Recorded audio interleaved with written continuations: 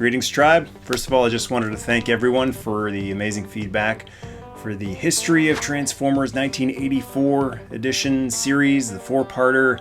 That was a ton of work, so I'm very happy to see how many people have watched it, have enjoyed it, all of the great memories posted, and thank yous. So thank you right back. Really appreciate that everyone enjoyed that one so much. And I've said it a number of times. I guess I'll keep saying it. 87 will be done. Why would I quit at 86? Why would I have quit at 85? So it won't be soon. It's not like I'm going to be working on it in a month or two, but as soon as possible. Maybe not until next year. I don't know. I've got a couple of Patreon special missions requests to do before that, but the next Transformers, G.I. Joe, He-Man, all of those, Cops, Thundercats. I'm itching to do the villains for the Cops and Thundercats series too. But 86 Transformers is done in the history of style that I do them, but that doesn't mean I'm never going to revisit the year 1986 for Transformers again. Tons of characters to go in depth on. One in particular is Hot Rod, one of my favorite characters.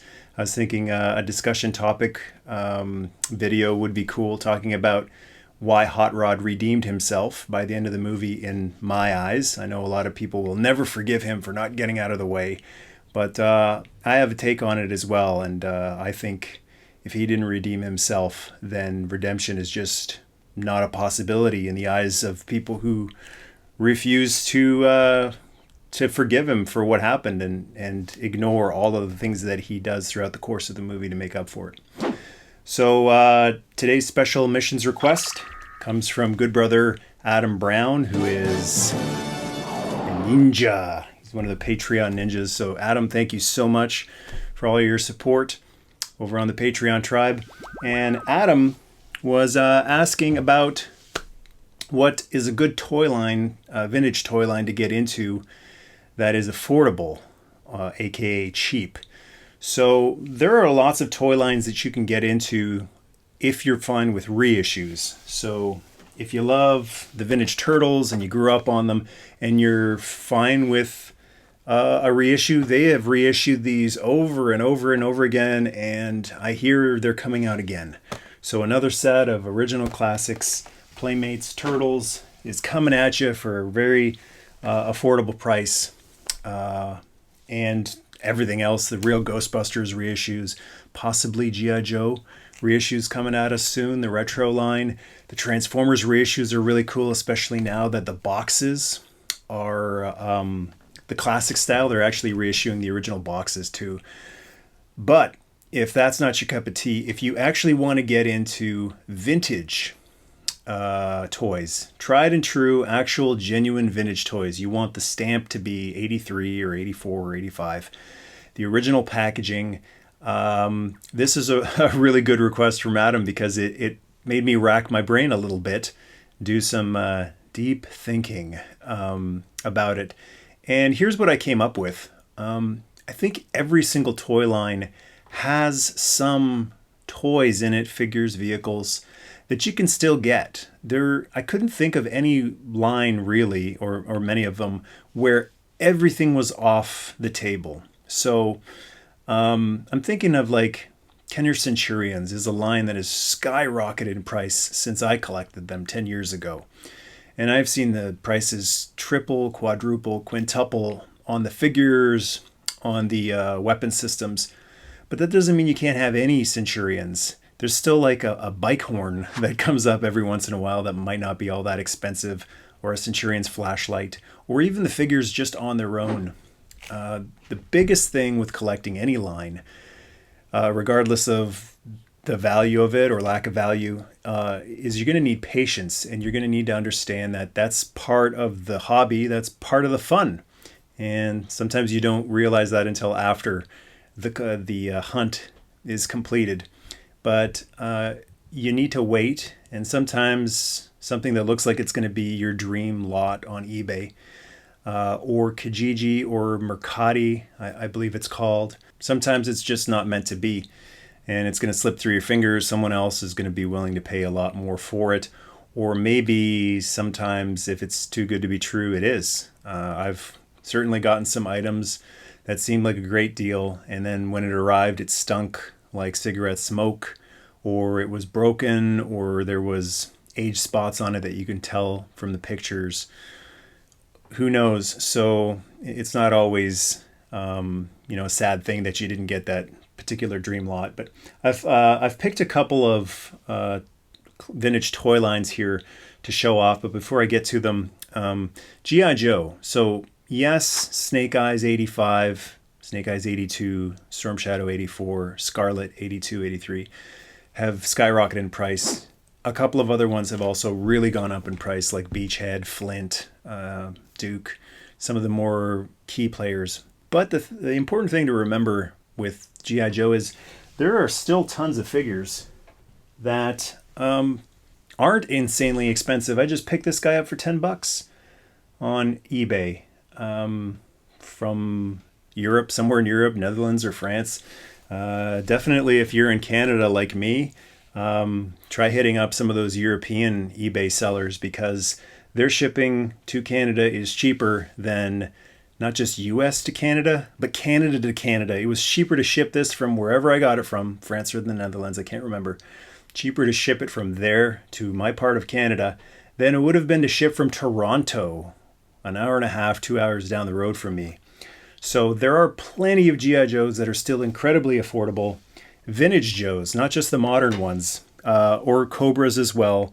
Even some of the more rare, I don't know if you can really call Cobra Commander with a hood rare. There's tons of them, and they don't really break the bank. So you can still have some special figures from G.I. Joe that won't break the bank, but you can certainly find really, really awesome characters, either online or when the convention circuit starts to kick back in.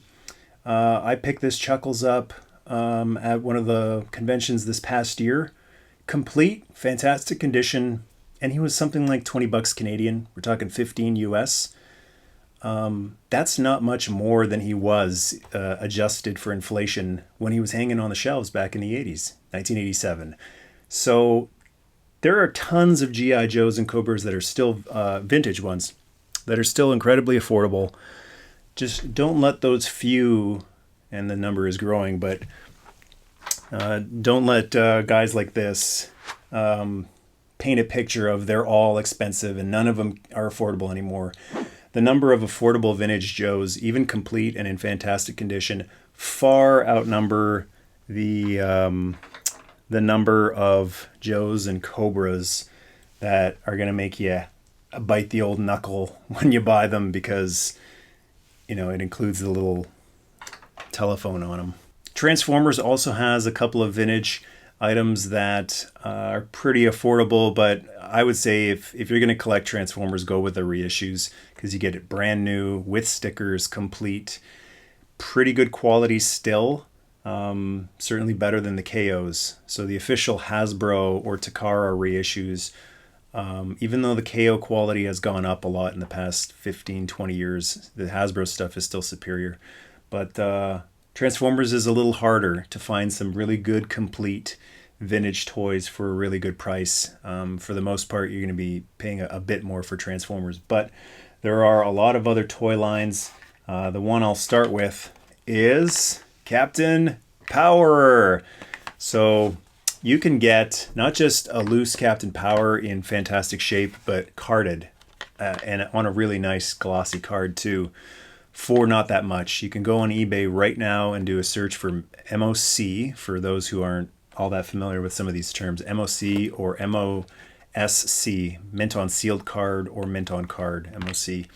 You can find carded Captain Power figures, quite a few of them, for not that much. It's the shipping that kills you, especially if you're in Canada. But if you're in the States, $5 or $10 shipping maybe, and you're not paying all that much. Like, this is not a $100 figure right here. This is maybe not even a $50 figure. It's maybe not even a $30 figure, but you do get that sense of nostalgia. And this particular one is in amazing shape, like clear plastic, bubble. It's not yellowed. It's not peeling. The card is barely warped.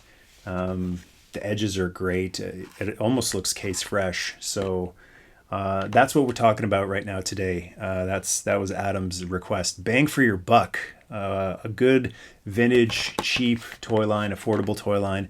And Captain Power always jumps right to my mind when I think of that, because it's not just affordable figures, but affordable mint on card or mint in box too. You can get the Power Jet in box, or the the charging station, whatever it was called. I did a video on it a while back where you plug power in, Captain Power, and it makes these horrible sounds. The Energizer, I think it was called. You can get one of those mint in box, never opened, for, again, like maybe $50. And that's a really awesome feeling, to be able to open something that's genuinely vintage, 30, 35 years old, never been opened by anyone else. It's not a reissue. So one of the things that it takes away from the experience when you're opening a reissue is, but it's modern documentation. It's not the old catalogs. It's not the old mailaways. It's not the old Kenner, we really do care, charming documentation that's included with it. So if you really want that full vintage, genuine experience, Captain Power is a fantastic one. And when you're talking about bang for your buck, this is a really big bang. Calico's Rambo is another fantastic line. These are starting to creep up in price, but there's still, it's not as bad as Sectars. Sectars have skyrocketed, and that's just in the last few years.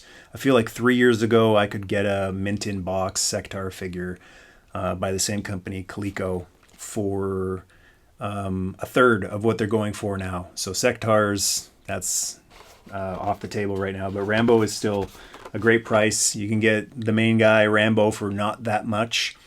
Or Colonel Troutman, the other version of Rambo, I think is even more affordable, or just about the same. I think Firepower Rambo.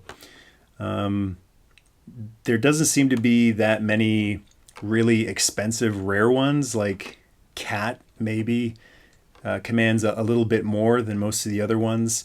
And then there was the second series, which was incredibly rare. They escaped from the factory. They weren't released. And those are crazy expensive, but that's just because of how few were created. But if you want a mint on card, genuine vintage figure, Rambo, and it won't break the bank. And then if you don't care about mint on card, hanging them on a wall or anything like that, there's quite a few toy lines out there that are, you can get opened loose figures. The LJN wrestlers have skyrocketed. The price of them have really, really gone up. So if you were a big fan of, hey, the Hot Rod, nice shirt he's got right there. It's going to cost you a little bit more if you want these vintage rubber figures. But the alternative to those is that Hasbro, after the WWF moved their license from LJN to Hasbro, we got these little guys. And they're kind of like almost beefed up G.I. Joes or beefed up Kenner Star Wars figures. So that's a whole new line, and a lot of them are very affordable too. It's kind of like the G.I. Joe line. Don't let a few of the ones that are crazy expensive, like the Hitman right here, Canada's Pride and Joy. This is the second version of the Hitman, the world champion version, and it's too expensive. But the first version isn't that much. It's still a little pricey. I mean, anything $50 or above, I kind of think is a little pricey for one figure. But Piper, you can get him for well under 50, maybe even well under 30, depending on, your luck and the condition. And the awesome thing about collecting these little Hasbro wrestling figures is that now every single one of your figure can have a championship belt, and it's not going to break the bank. Because in the original line, the belt only came with the ring, which is brutal to think about. There's only as many rings as there is belts for the original line. So Wrestling Figure Workshop does these custom belts, all the classic belts. Got the Intercontinental title here on the Hot Rod. Got the World title here on the Hitman. And they're starting to do some custom belts too. You gotta have the yellow Intercontinental belt on the Ultimate Warrior. And this is another really affordable figure. of the Warrior. Classic vintage figure, fantastic condition, and talking about like $20 price range. I think that's an amazing price for basically a mint condition classic wrestling figure. You pop on a belt that's about $10 or so. So that's, again, your choice if you want to be paying that much for custom items. To me, the price of these custom belts is a steal. It is incredibly reasonable just for what they do for me. I never would have gotten into collecting these if it wasn't for the belts. I feel like every one of these guys needs his belt. And so I think Wrestling Figure Workshop does a great service to wrestling fans, allowing us to display these guys with their proper championships. So that's another great line. And then in the same vein as Captain Power, I guess Rambo also, if you want to get some real good affordability, you look to some of the lines that weren't a big success, but they sort of were. So Robocop and the Ultra Police. Huge movie, but the cartoon, a lot of people forget it was even a cartoon and an 80s toy line by Kenner. So that's kind of a sneaky way of getting a very successful toy line that wasn't actually successful. The movie is successful, but the toy line wasn't. And the toys are pretty cool too. They have these really awesome chrome paint jobs on some of the vehicles. We've got Robocop in there. They're a weird scale. They're just a little bit bigger than a G.I. Joe, but not quite as big as Hasbro's Cops, which is another line that's gone up in value a lot.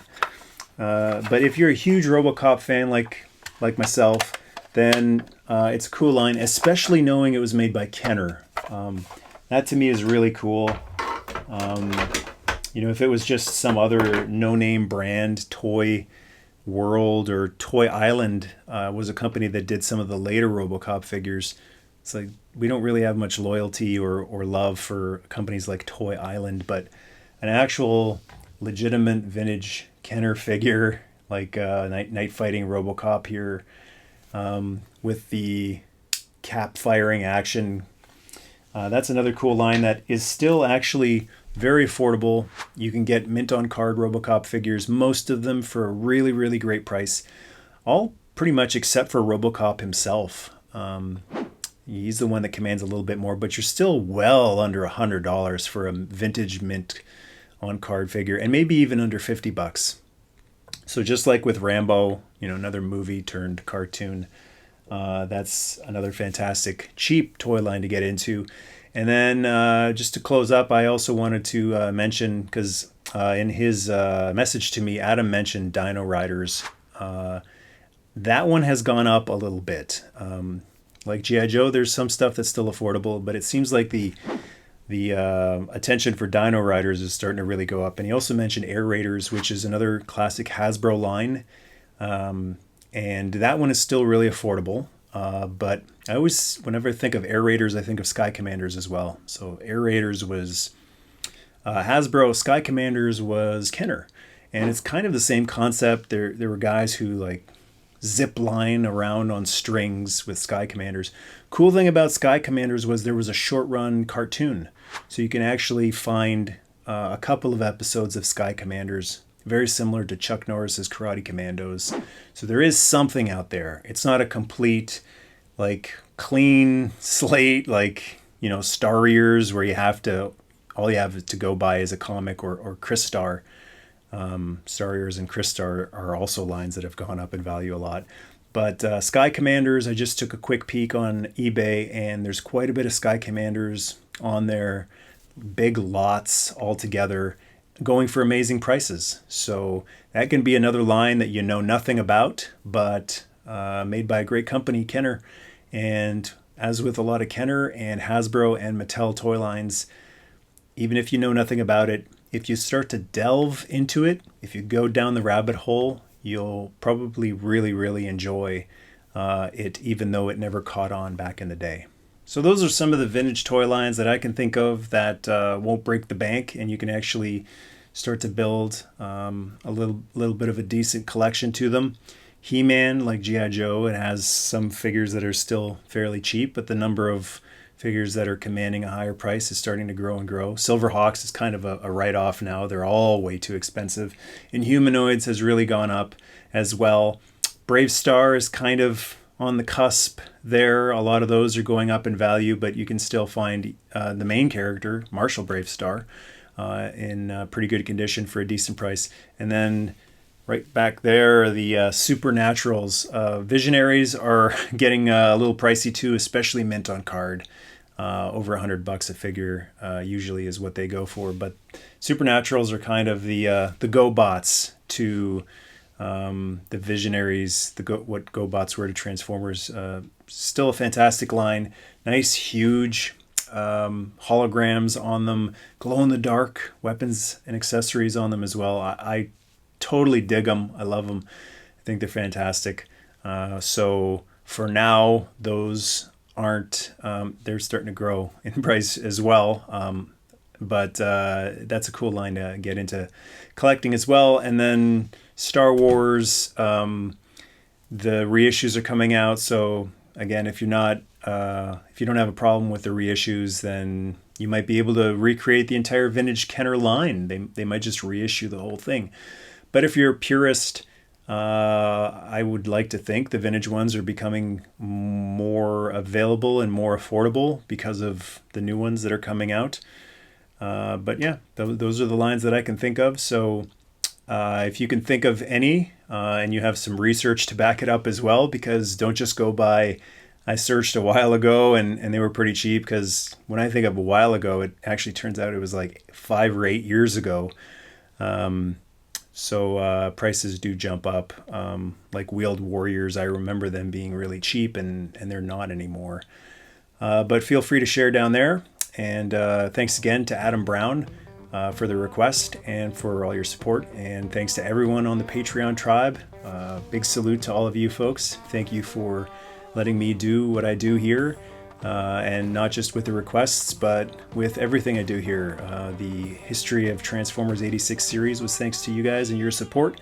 So everyone out there who enjoyed that series, if you're not a part of the Patreon tribe, let's give them all a big thank you for making that possible, as well as everything I do on here possible. And I also want to give a warm welcome to 2 new good brothers who have just joined the Patreon tribe. Thank you, Sam and Matthew Miles, for joining the Patreon tribe. Much appreciated, good brothers. Thanks everyone out there for watching. Hope you have a fantastic day and a fantastic week. And enjoy the hunt, enjoy our collection, and Nerdmas Day.